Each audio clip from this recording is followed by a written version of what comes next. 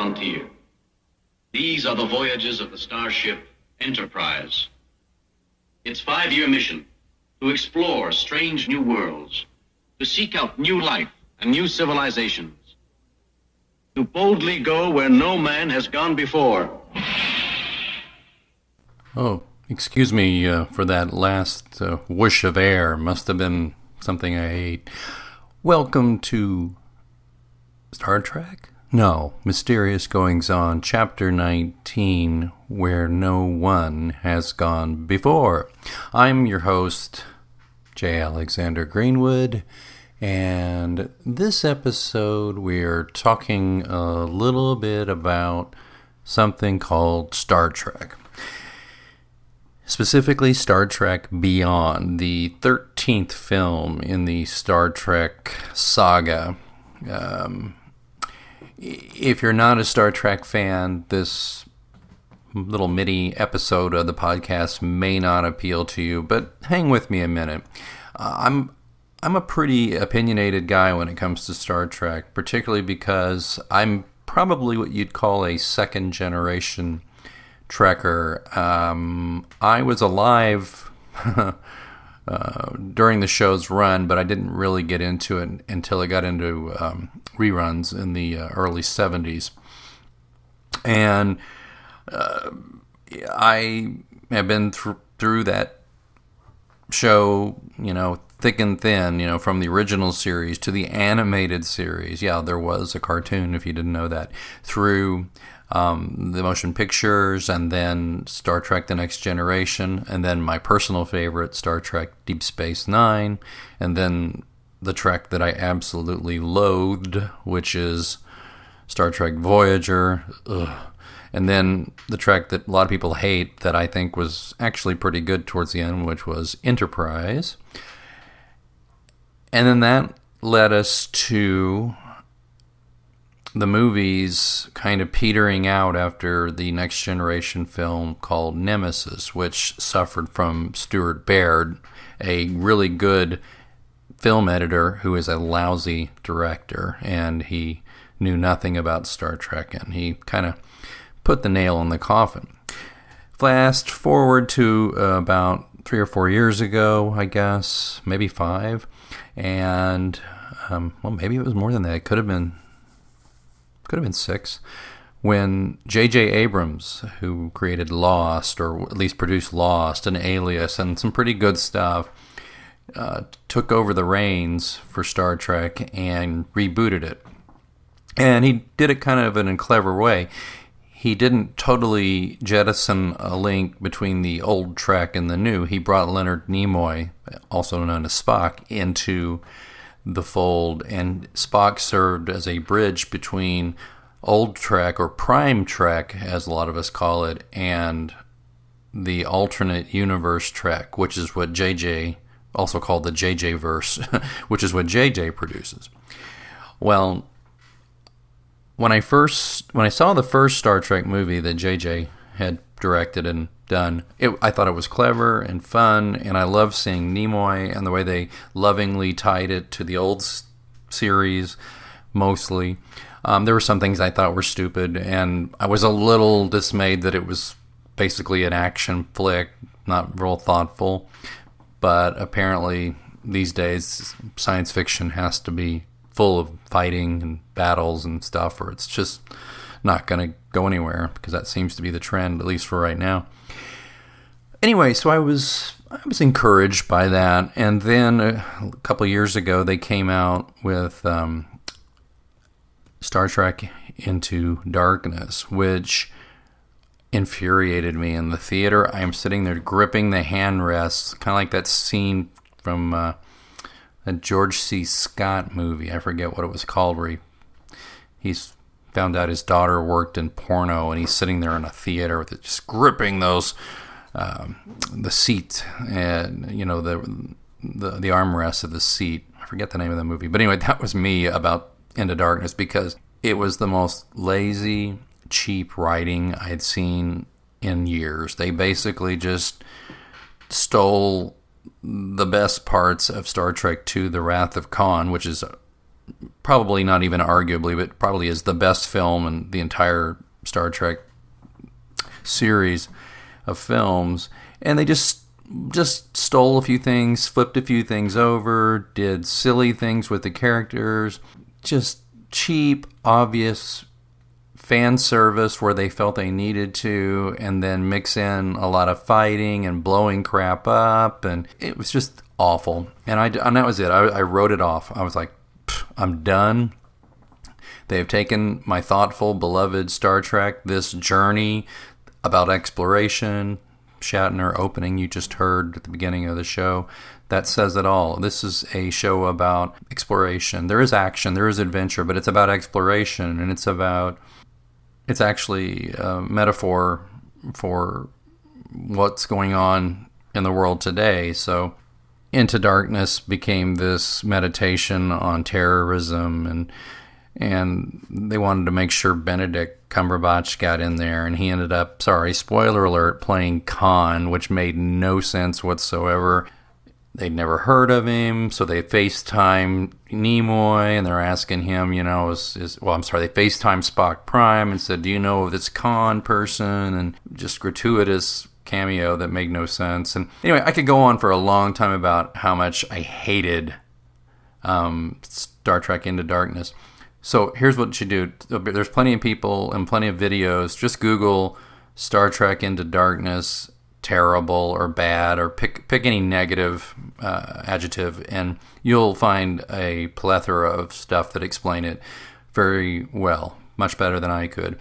But my main issue was poor writing and an absolute disregard for the respect for the intelligence of the fans. And I said, that's it. I don't care how many more they make. I'm not watching. Okay, well, Star Trek Beyond comes along a few months ago, about a month ago, and I'm not going. People are like, are you going to go? And I'm like, I don't think so. And well, long story short, I went. My wife and I had a free night where the kid was at the grandparents, and we didn't have anything to do. We looked at all the other movies out there. Nothing looked all that interesting, and my wife kind of wanted to see this movie. I think she digs the new Captain Kirk or something. I'm not sure. But I said, look, I'll go, and I promise I won't sit there and complain about the movie. I'll just pretend like it's an action film that's kind of like Star Trek and leave it at that. Well, I'll just tell you now, here's the verdict.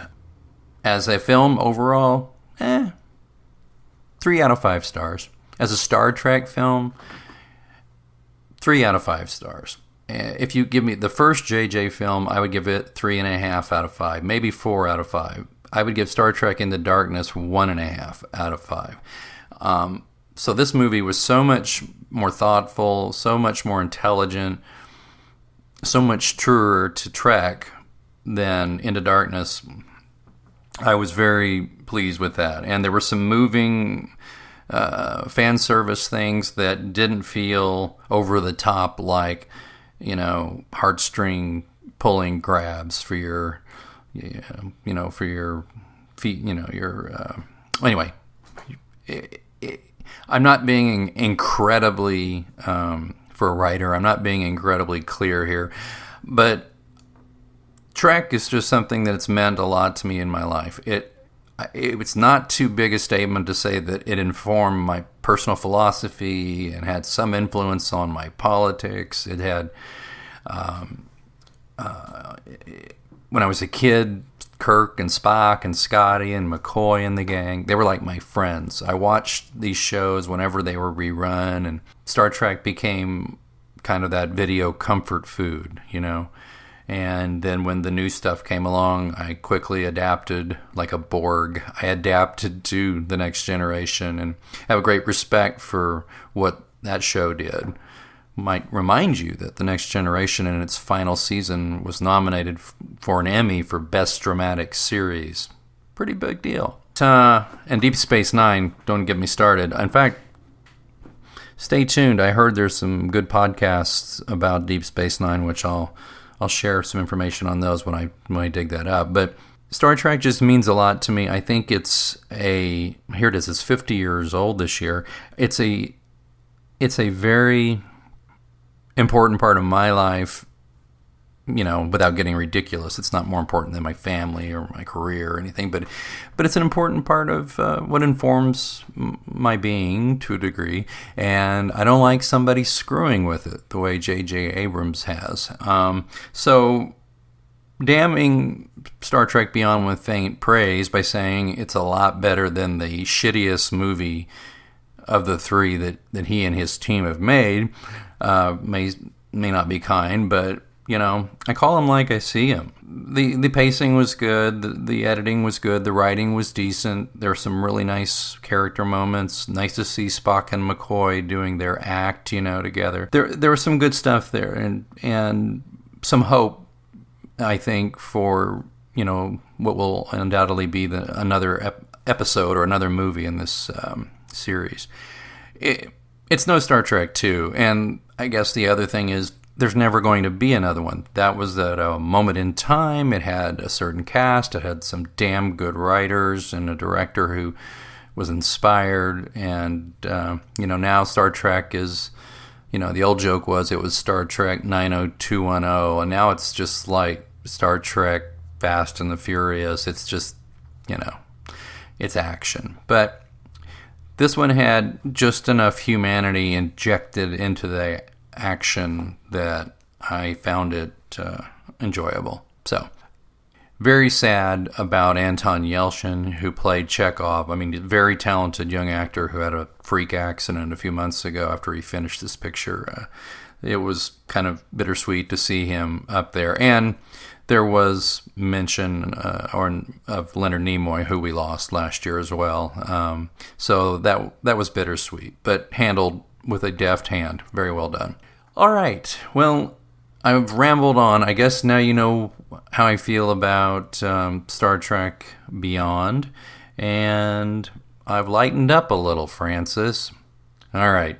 Well, that's all for this episode. Again, if you have comments, go to the John Pilot Mysteries Facebook page and let me know what you think. And we'll be back soon with another chapter of Mysterious Goings On.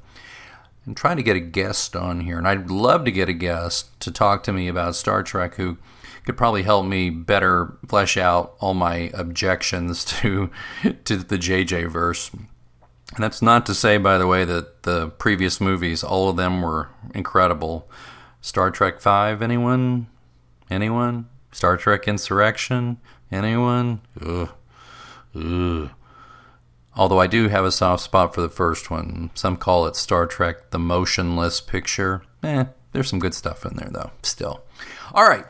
This has been Mysterious Goings On. I'm J. Alexander Greenwood. Visit the mothership at pilotscross.com. And until next time, live long and prosper. A little flexibility can go a long way. By refinancing your new or used auto loan with PenFed, you can lower your monthly payments for more flexibility in your budget. You can even schedule your first payment for up to 60 days from the date of your refinance. Calculate how much you could save at penfed.org/auto-refi or call 1-800-247-5626 to apply. Membership is open to everyone. To receive any advertised product, you must become a member of PenFed, insured by NCUA. A little flexibility can go a long way. By refinancing your new or used auto loan with PenFed, you can lower your monthly payments for more flexibility in your budget. You can even schedule your first payment for up to 60 days from the date of your refinance. Calculate how much you could save at penfed.org/auto-refi or call 1-800-247-5626 to apply. Membership is open to everyone. To receive any advertised product, you must become a member of PenFed, insured by NCUA.